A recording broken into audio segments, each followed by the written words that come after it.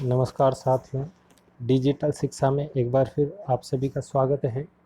हम संधि पढ़ रहे हैं और इसी क्रम में हम अगली संधि पढ़ते हैं, गुण संधि। गुण संधि का सूत्र है आद गुणः। आद गुणः का अर्थ होता है कि अ या आ के बाद कोई भी स्वर हो तो दोनों स्वरों के स्थान पर एक गुणादेश हो जाता है। क्योंकि अ या आ के बाद अ या आ हो जाए, यानी दोनों तरफ समान स्वर हो, तो वहाँ वृद्धि संधि हो जाती है, दीर्घ संधि हो जाती है। और अ या आ के बाद ए ऐ ओ औ आ जाए तो वहाँ पर वृद्धि संधि का नियम लागू हो जाता है। तो ऐसी स्थिति में दीर्घ संधि और वृद्धि संधि गुण संधि के अपवाद बन जाते हैं। तो फिर इसकी परिभाषा होती है कि अ या आ के बाद ई ह्रस्व और दीर्घ कोई सी भी ई हो, उ ह्रस्व दीर्घ कोई सा भी उ, री ह्रस्व दीर्घ कोई सी भी री और ली होने पर दोनों स्वरों के स्थान पर गुण एक आदेश होता है। एक आदेश का अर्थ होता है कि दोनों स्वरों के स्थान पर एक स्वर बन जाना, तो उसे कहते हैं एक आदेश। जैसे अ या आ के पश्चात ई आए, ह्रस्व दीर्घ कोई सी भी ई आ जाए, तो दोनों के स्थान पर गुण एक आदेश ए ही प्राप्त होता है। उसी प्रकार अ या आ हो और उसके बाद में उ ह्रस्व या दीर्घ कोई सा भी उ हो, तो दोनों के स्थान पर गुण एक आदेश ओ ही प्राप्त होता है। और उसी प्रकार अ या आ के बाद में री या दीर्घ री हो तो दोनों के स्थान पर अर हो जाता है। और अ या आ के बाद में ली स्वर आए तो दोनों स्वरों के स्थान पर अल एक आदेश हो जाता है।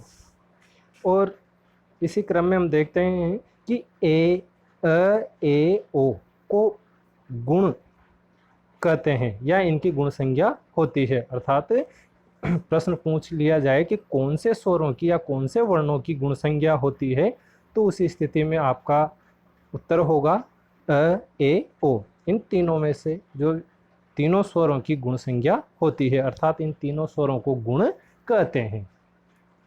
अब देखते हैं इनके उदाहरण। जैसे नंबर 1 उप प्लस इंद्र।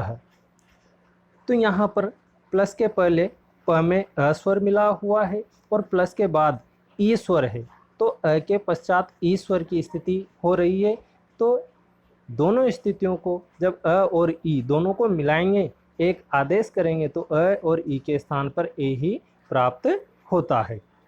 और जब इन वर्णों को आपस में मिलाएंगे तो उप प आधा है हलंत प, क्योंकि इसमें से हमने अ अलग कर लिया था, और ई का अ के साथ मिलन होने पर ए प्राप्त हुआ और बाद में इंद्र शेष बचा। और जब इन वर्णों को मिलाएंगे तो शब्द बनेगा उपेंद्र। दूसरा उदाहरण है महा प्लस ईशः। तो यहाँ पर भी प्लस के पहले हा में आ स्वर है और प्लस के बाद दीर्घ ई है, और आ और ई जब दोनों को मिलाएंगे तो ए एक गुणादेश प्राप्त होता है।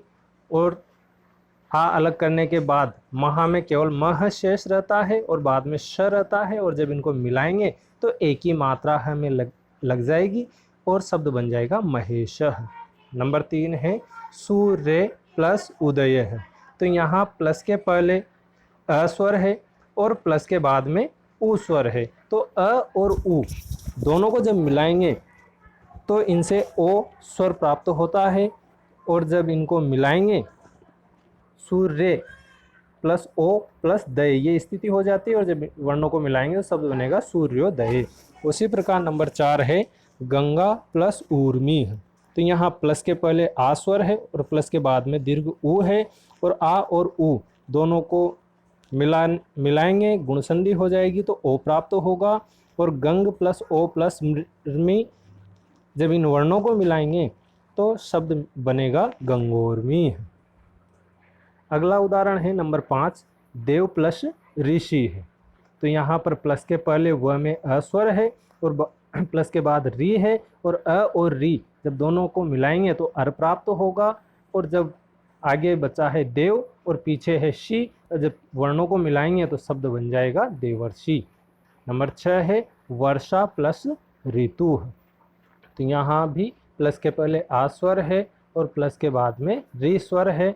आ और री दोनों स्वरों को मिलाएंगे तो अर हमें प्राप्त होगा, और जब इन वर्णों को आपस में मिलाएंगे तो शब्द बनेगा वर्षर्तु। नंबर 7 है मम प्लस लृकारः। तो यहाँ प्लस के पहले अ स्वर है और प्लस के बाद लृ है, और अ और लृ को जब मिलाएंगे तो अल प्राप्त होता है, और जब इन वर्णों को आपस में मिलाएंगे तो शब्द बनेगा ममलकारः। नंबर 8 है शिवा प्लस लृकारः। तो यहाँ प्लस के पहले आ है और प्लस के बाद में लृ है। आ और लृ जब वर्ण मिलेंगे तो शब्द बनेगा अल, और सभी वर्णों को जब आपस में मिलाएंगे तो शब्द बन जाएगा शिवलकारः। तो ये उदाहरण आपको समझ में आए होंगे। इसके बाद हम अन्य और उदाहरण का अभ्यास करते हैं। स्व प्लस इच्छा। तो इनसे शब्द बनेगा स्वेच्छा, क्योंकि यहाँ प्लस के पहले अ है, स्व में अ स्वर है और बाद में ई है। अ और ई मिलकर ए बन जाता है गुण संधि के नियमानुसार, तो शब्द बन जाएगा स्वेच्छा। गण प्लस ईशः। तो शब्द बनेगा गणेशः। नव प्लस ऊडा। तो शब्द बनेगा नवोडा। यथा प्लस उक्तम। तो इससे बनेगा यथोक्तम। पर प्लस उपकारः। शब्द बनेगा परोपकारः। महा प्लस ऋणम। तो इससे शब्द बनेगा महर्णम, क्योंकि इसमें हा में आ और प्लस के बाद री और दोनों स्वर जब मिलेंगे तो अर हो जाएगा और शब्द बन जाएगा महर्णम। उसी प्रकार ग्रीष्म प्लस ऋतु। तो यहाँ भी प्लस के पहले अ है और बाद में री है। अ और री मिलेंगे तो अर हो जाएगा, और इस प्रकार शब्द बन जाएगा ग्रीष्म ऋतु। तव प्लस लृकारः। शब्द बन जाएगा तवलकारः। पुत्र प्लस इष्ठी। तो शब्द बनेगा पुत्रेष्ठी। तो इस प्रकार ये उदाहरण आपको समझ में आ गए होंगे। और इसके पश्चात हम देखेंगे गुण संधि के अपवाद। तो अपवाद उन्हें कहते हैं कि यहाँ पर स्थिति तो गुण संधि की रहती है, लेकिन गुण संधि न होकर अन्य संधि हो जाती है। तो ऐसे शब्दों को हम अपवाद कहेंगे, जैसे प्र प्लस ऊडः। तो यहाँ पर देखो प्लस के पहले प्र में अ स्वर मिला हुआ है और प्लस के बाद में ऊ है, तो ऐसी स्थिति में अ और ऊ मिलकर ओ बनता है, लेकिन यहाँ ओ ना बनकर औ बनेगा और शब्द बन जाएगा प्रौढ़ः, यानी यह वृद्धि संधि का अपवाद है। उसी प्रकार अक्ष प्लस उहिणी।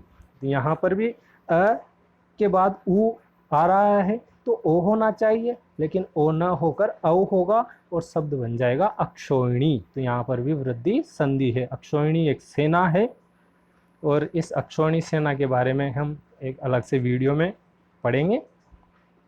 स्व प्लस ईरः। तो यहाँ पर गुण संधि न होकर यहाँ पर भी वृद्धि संधि हो रही है और शब्द बनेगा स्वेरः। उसी प्रकार ऋण प्लस ऋणम। तो यहाँ पर शब्द बनेगा ऋणार्णम। ये भी वृद्धि संधि का उदाहरण है। दश प्लस ऋणम। शब्द बनेगा दशार्णम। तो यहाँ पर भी वृद्धि संधि है। सुख प्लस ऋतः। शब्द बन जाएगा सुखार्तः। ये भी वृद्धि संधि का उदाहरण है। सुधा प्लस ऋतः और शब्द बन जाएगा सुधार्तः। यहाँ पर भी वृद्धि संधि होगी।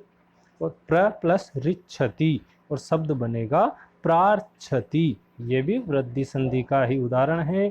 स्व प्लस ईऋणी और शब्द बन जाएगा स्वेऋणी। तो यह भी वृद्धि संधि का ही उदाहरण है, और यहाँ पर स्थिति गुण संधि की हो रही है, इसलिए ये गुण संधि में अपवाद है। तो ठीक है दोस्तों, आशा है कि आपको गुण संधि समझ में आ गई होगी।